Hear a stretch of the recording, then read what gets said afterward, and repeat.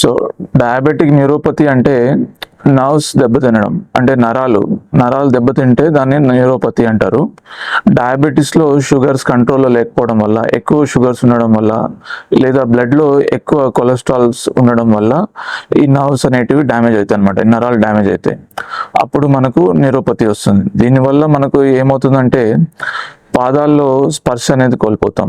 పాదాల్లో ఏమైనా తాకినా కానీ మనకు తెలియకపోవచ్చు, లేదంటే ఏదైనా వేడి వస్తువు కానీ చల్ల వస్తువు కానీ తగిలితే పాదానికి అది మనకు తెలియకపోవచ్చు, ఇది వేడిగా ఉందా చల్లగా ఉందా అని చెప్పలేకపోవచ్చు.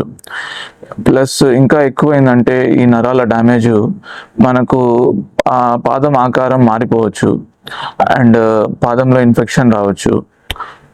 రెండోది మనకు పాదంలో మనకు షూస్లో కానీ చెప్పుల్లో కానీ ఏదైనా రాయి ఇరుక్కున్నా కానీ మనకు తెలియకుండా ఉండొచ్చు. సో ఇవన్నీ మనకు న్యూరోపతిలో వస్తాయి. ఇదే సివియర్గా అయ్యి పాదం ఆకారం మారిపోయి స్వెల్లింగ్ వస్తే దాన్ని చార్కోట్ ఫుట్ అని కూడా అంటారు.